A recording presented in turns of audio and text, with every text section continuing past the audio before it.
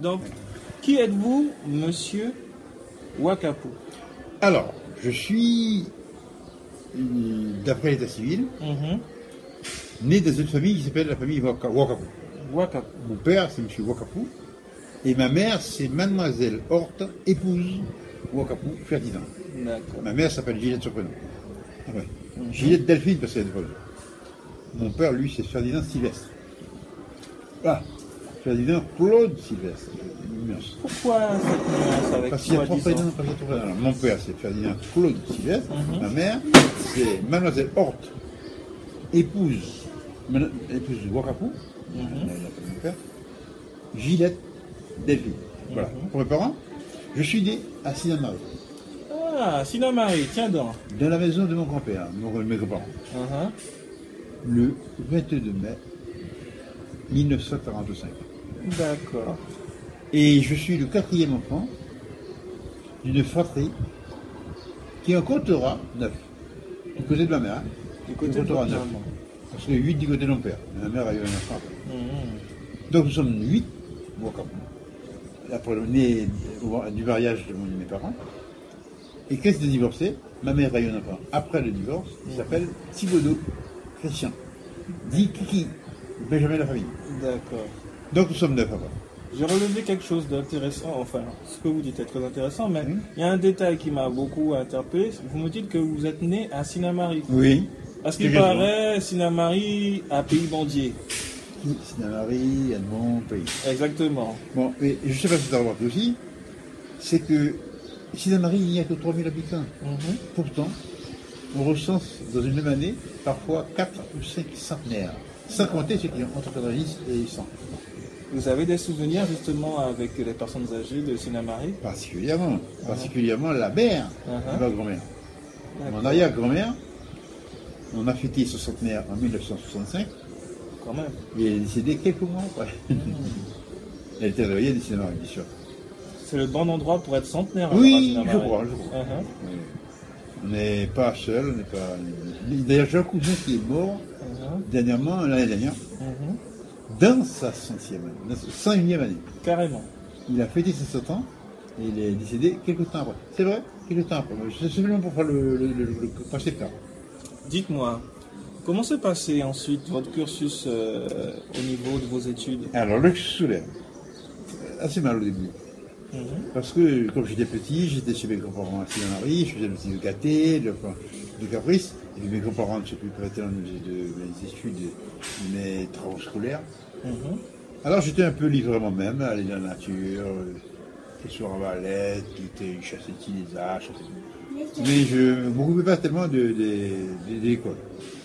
Donc, vous aviez de bonnes dispositions quand même. Oui.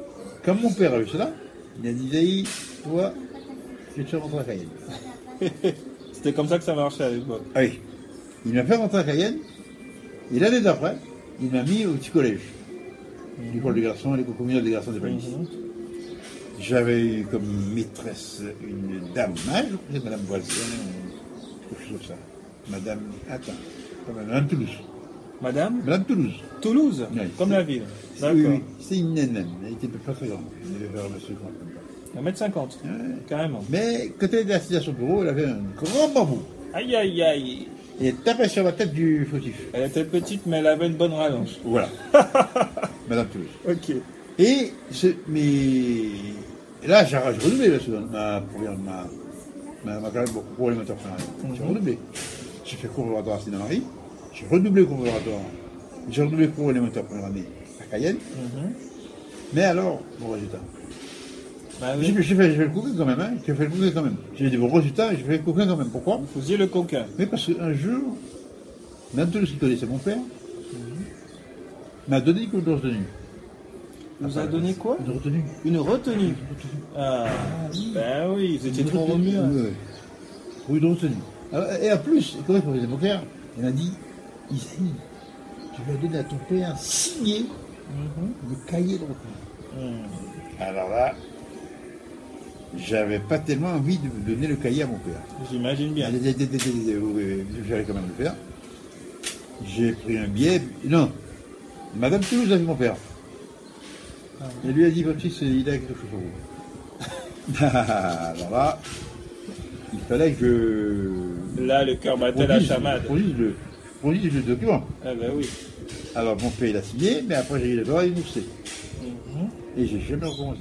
Eh ben, j'imagine bien. Jamais recommencé. Si bien que j'ai eu d'assez bons résultats en cours élémentaire première année, Bah en cours oui. élémentaire deuxième année. Mhm. Ça c'était bouquet. Quand je suis arrivé au cours élémentaire deuxième année, le jour de la rentrée, avec monsieur Holder, Gérard Holder. Gérard Holder, Gérard Holder, ni plus ni moins celui qui allait être le père de Cayenne, après la suite. le maire de Cayenne par la suite. C'était mon assis. Alors il entre dans la classe avec nous sommes debout chacun à sa place. Au tableau, j'ai écrit une phrase, une vie. Cette phrase a une partie soulignée. J'aimerais que vous me disiez quelle est la fonction de la partie soulignée, de l'expression soulignée dans la phrase. Il y en a un qui lève le doigt et dit complément d'objet tiré. Non, c'est pas ça. Il y en a un qui lève le doigt, complément d'objet, non, complément circonstanciel de manière. Voilà. Monsieur le dit, c'est pas ça, c'est mon garçon. Et puis à ce moment-là, j'ai réfléchi, il y a un problème là. Mon père m'a appris, il faut ceci, de poser des questions. De qui, à qui, de quoi, comment. De qui, de que, de qui, de qui, de quoi, à qui, à quoi. Pour avoir le complément d'objet indirect. Alors je lève le doigt. Monsieur, je crois savoir que c'est le complément d'objet indirect. Monsieur a dit, tiens. T'es le fils de qui? T'es le fils de qui? Moi? Non, t'es le fils de qui? Eh ben... Toi, qui me donne la réponse là. Je suis le fils de monsieur, votre papa. Ah, d'accord, mais je vais votre père. Et c'était la bonne réponse. C'était la bonne réponse. Et du Et coup... du coup, le premier jour, j'ai eu droit à un tableau rose. Ils étaient roses à l'époque. Oui, Eh ben, le bon. tableau rose, le témoignage rose et le tableau de assuré pour le monde. C'est resté gravé. Assuré. Ça a gravé. Et Mais ça, c'était le cours moyen, le cours élémentaire, deuxième année. Bah cours élémentaire, oui, deuxième année. puisque vous avez... Et quand j'arrive au cours élémentaire, au cours moyen, première année, de l'année d'après, j'étais déjà repéré dans l'école. On me dit, je veux bien.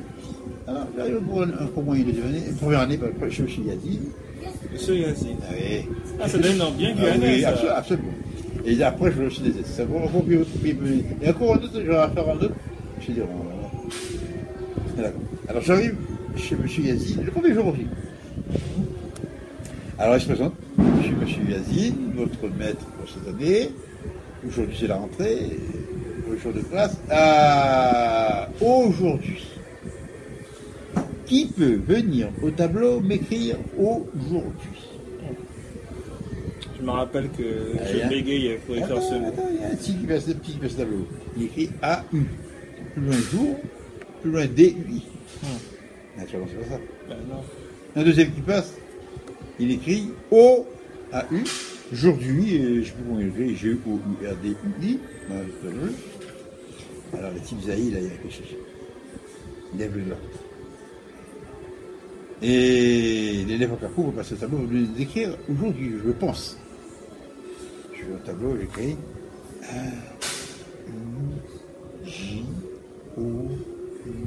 J-O-U-R-D. Attention. H-U-I. Et voilà lui. Je suppose que vous étiez fier de vous à ce moment-là. Pas tellement parce que c'était du mâché, il était mâché.